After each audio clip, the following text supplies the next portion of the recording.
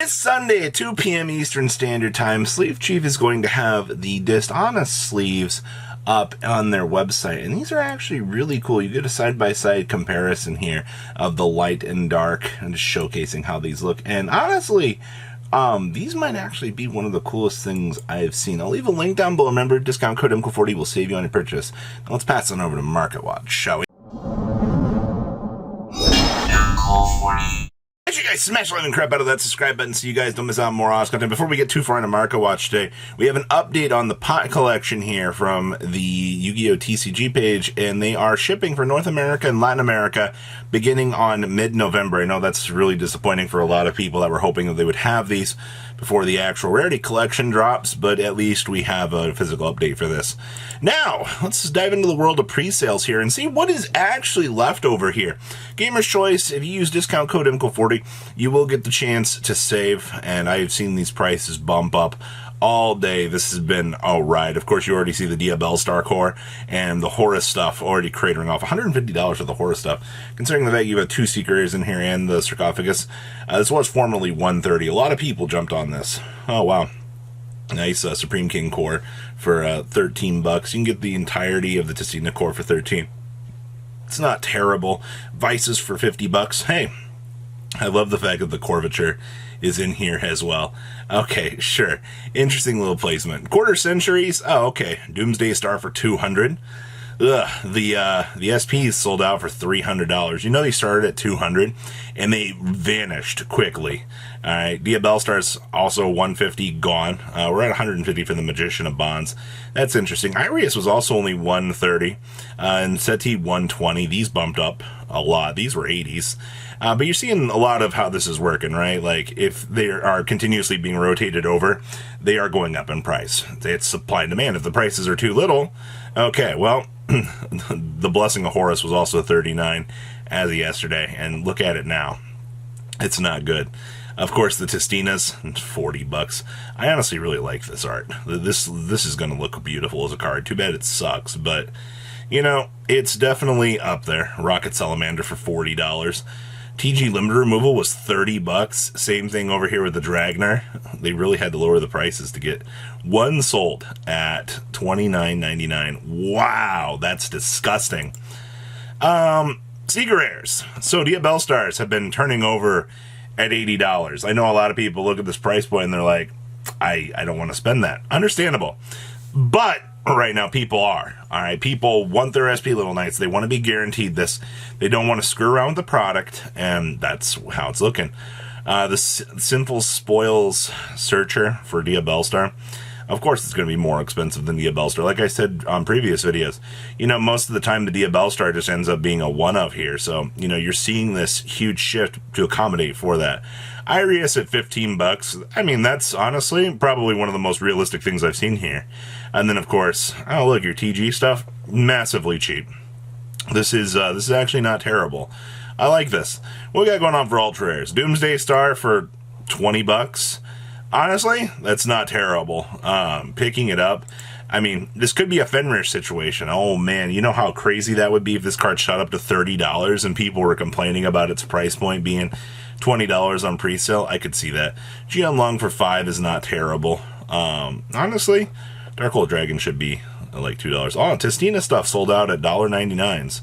I guess that's fair. Once again, I mean, if you already have the Testina core, this is a very cheap, you know, pickup to add on to the deck. So, discount code MCO40 if there's anything that you want to pick up over here on Gamer's Choice. Remember, Kong's also still has pre-sales up as well. So, you get a very good variety of things available for you. Alrighty, so how's the rest of the fallout on Testina? Live Demigods are still $65. The Crystal Gods down to $51. We're still holding at $6 for the Ultras, and we're down to $7 for the Crystal Gods. You know, this deck had so much cool potential, and, you know, it's always going to be one of those things when you're looking at stuff like this. It's always going to be risk it for the biscuit, you know. If the cards end up being good, they go even more terminal, and that's, I think, pretty much a case example of what we just saw happen with this. You know, Konami they needed to do just a little bit more. Some of the bad support left a lot to be desired, but it was a cool idea. We'll have to wait and see what the TCG exclusive, when they get it next year, does. This could be a floating, year-long investment to see how it goes. But I mean, that's Yu-Gi-Oh! In a nutshell.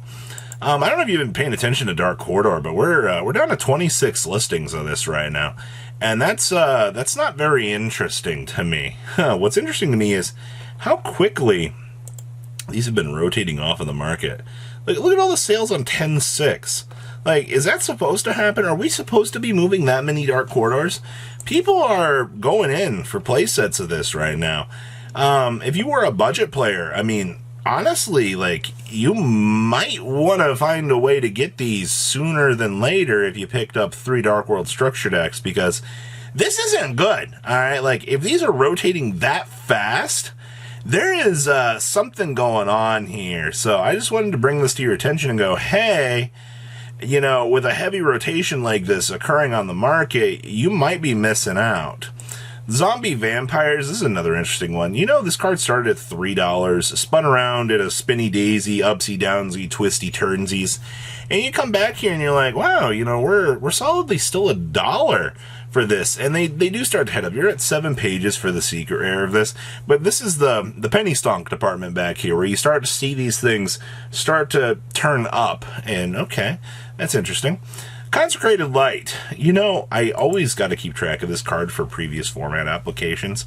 I see that we haven't had any sales in the last couple days, but on 10-3, 2 sold for $13.77, another for $13.77. So what you're telling me here is, there's a light play for 10.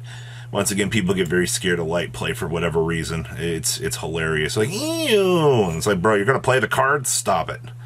Alright, save yourself some money. Alright, light play and near mint are going to do the exact same thing for play. Actually, the near mint's probably going to become light play. Alright, so yeah, these are still kind of holding where they were. Yes, the Evil Twin stuff. These back to school mats. Interesting. Keep in mind that this is your Ultimate Slayer target. We're down to 115 on these. The other brick actually is down to $40, or up to $40 actually. Okay.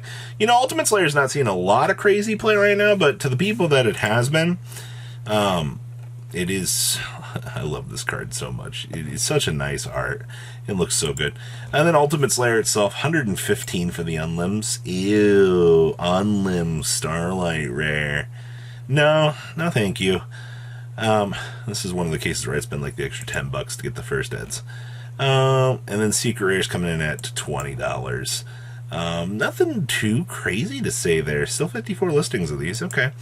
Number 90, Expensive Lord. I love the fact these are still selling $60, $70, $62. You can get a nice light play here for $62, $62, $62. Why are we spending $70? I don't get it. There's plenty of cheap ones on the market. Okay, well, that's standard Yu-Gi-Oh! Procedure, it seems. You guys know the Pendulum Evolution boxes are still $81? Scroll Crabats actually are like $4 from this set now. This is the little fun things that you don't pay attention to. Yeah, look at these $3.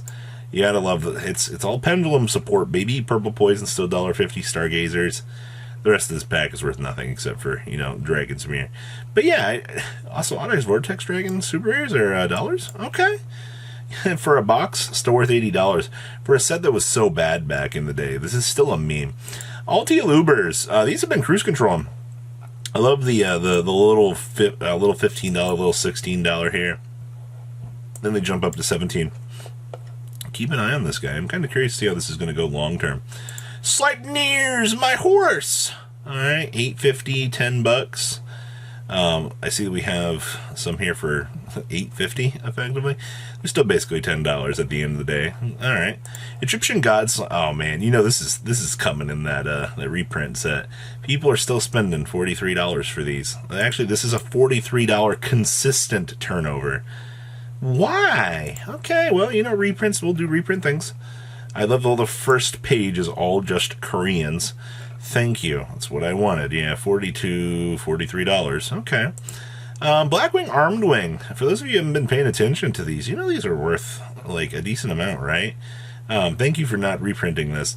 Also, evidently, Raging Battle first edition. Well, this card's been reprinted, but nothing like super special for the first eds. Oh wow, $22 for a super first ed. Wow. Okay. And then, did you know that Telekinetic Powerwell? These are 100 listings for these, but these are essentially $2. Yeah, they're about $2.40 after shipping per copy. So, interesting stuff. The more you know, right? The more you know. So what do you guys think about today's market? Please leave a comment down below. Tell me what you guys think, and I'll see your beautiful faces back here later in the day, guys. Peace. Patrons, thank you.